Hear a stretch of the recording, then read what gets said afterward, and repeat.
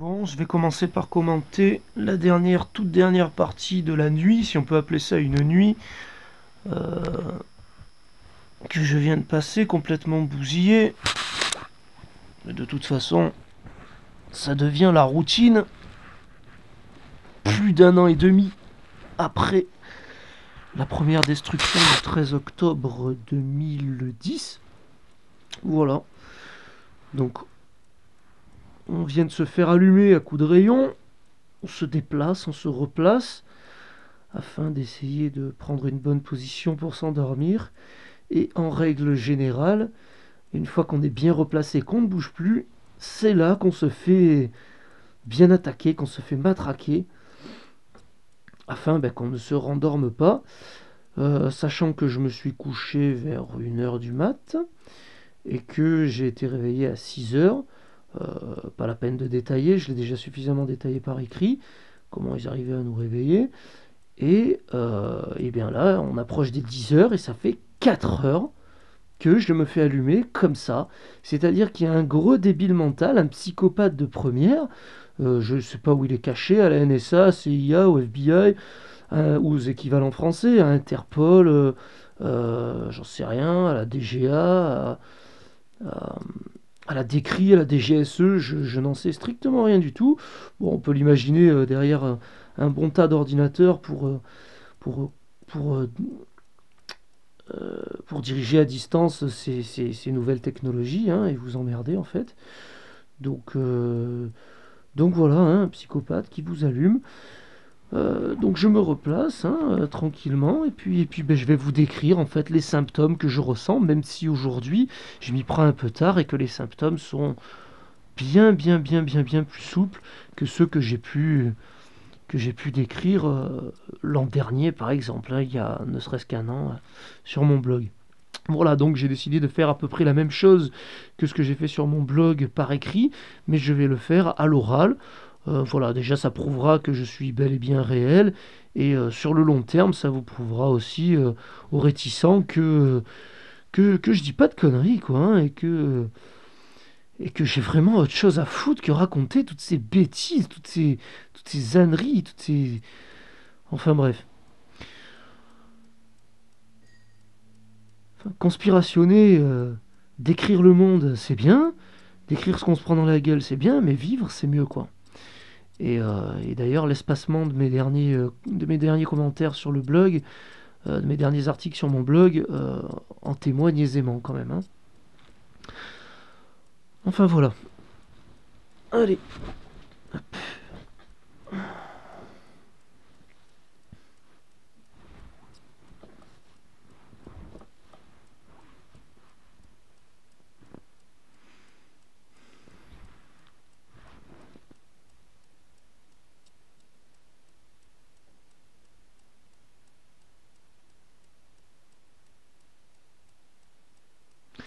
Alors, évidemment, inutile de dire que euh, le bourdonnement que je décris si souvent dans mon blog est toujours présent.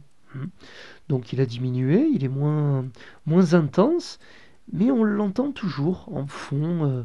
Je sais pas s'il est. Je sais pas d'où ça vient, je sais pas comment ils arrivent à faire ça, mais disons que quand je me couche et qu'il n'y est pas, je m'endors, et quand je me réveille par je ne sais quel moyen, il est là.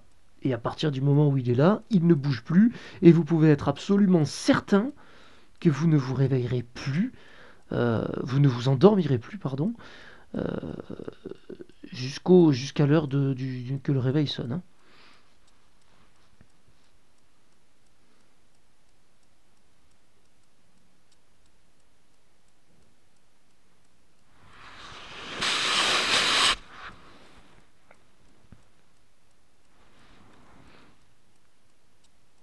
Alors aussi en ce moment, ce que j'ai comme symptôme récurrent, c'est une pression du côté gauche, plus intense du côté gauche du crâne, en fait, du front, hein, au niveau des tempes. Euh, Genre de pression qui se déplace, qui monte, qui descend. Bon, est-ce que ça a un objectif pour détruire quelque chose, détruire je sais pas, une de mes capacités, un de mes sens, j'en sais rien, détruire ma mémoire, je sais pas. Est-ce que c'est ce symptôme qui est à l'origine de la calvitie absolument improbable dont je fais l'objet, dont je suis victime? Je n'en sais rien. Toujours est-il que c'est quelque chose comme une torture en fait, hein. C'est à longueur de temps. Ça fait près de 2 semaines que ça dure et en non-stop, hein, parce que avant, ça m'était déjà arrivé. Ça fait, ouais, je sais plus, depuis à peu près septembre que ce genre de symptômes m'arrive et c'est pour ça que je dis que ça pourrait avoir un rapport avec la calvitie puisque ça coïncide un petit peu avec le début, avec son début, voilà. Donc je sais pas, voilà, c'est une pression qui disparaît en fait étrangement quand je déplace très très vite ma tête de droite à gauche ou que je me déplace de manière instantanée sans, sans réfléchir à l'endroit où je vais me placer et où je vais me déplacer. Et, et en fait, la pression s'arrête instantanément, presque instantanément avec mon déplacement.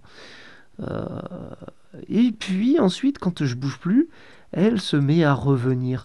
C'est ce qui me fait donc, par ailleurs, penser que ce serait un rayon, puisqu'à partir du moment où on sort du champ du rayon, euh, et que la personne n'arrive pas à vous suivre, puisque vous vous déplacez très rapidement, le, le symptôme s'arrête automatiquement, jusqu'à ce que vous vous calmiez et qu'il puisse tranquillement euh, reprendre le cours de sa persécution sur vous. Et c'est pour ça qu'aussi le sommeil, la nuit, c'est un moment privilégié, puisque c'est quand même beaucoup plus simple d'allumer quelqu'un à terre qui ne bouge pas que quelqu'un qui est en mouvement et qui peut se défendre. Voilà. C'est pour montrer un petit peu la grandeur aussi de ces personnages, hein, de ces personnes qu'on ne croisera évidemment jamais, puisque puisque c'est une honte internationale que d'être un bourreau du 21e siècle dans ce genre, quoi. Enfin bon.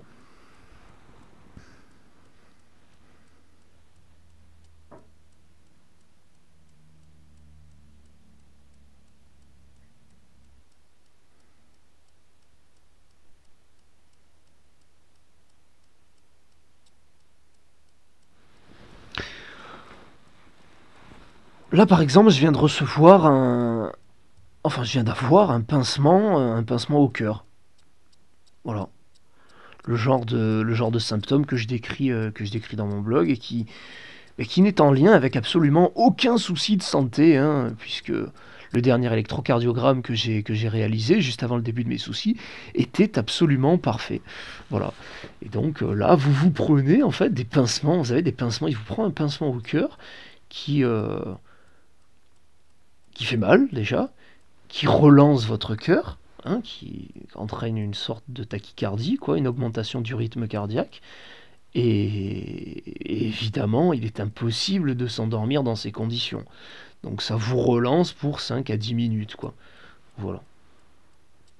Et là, pendant que je vous décris ça, un, une magnifique contraction au fessier droit pour tout simplement dire que c'est la réalité et que ces gens-là, entre parenthèses, entre guillemets, m'enculent, quoi. C'est-à-dire que, voilà, ils prennent plaisir à faire du mal et voilà, puisque, bon, quelqu'un qui aura lu un petit peu ce que je raconte sur mes sites, dans mon blog ou sur Facebook, se sera rendu compte que la personne, qu'il y a toujours une personne derrière mon dos, 7 heures, 24 heures sur 24, 7 jours sur 7, qui lit dans mes pensées, bordel de merde. J'ai mis 1 an et demi à m'en rendre compte, mais c'est absolument réel, et à entendre et à savoir absolument tout ce que je fais ou dis. Donc là, en direct, en même temps, on a un connard fini, hein, faut dire ce qui est, qui suit tout ce que je raconte. Et donc qui peut répondre en direct grâce à ce rayon qui vous atteint, peu importe où vous êtes sur la planète. Je ne sais pas si dans la grotte de Lascaux ça arrive, mais ça pourrait arriver, mais en tout cas à travers les murs sans aucun problème, hein. et peu importe où je me trouve en fait dans le Var, puisque je suis dans le Var. Euh, donc, euh, donc voilà, c'est une sorte de communication qui met en place avec vous.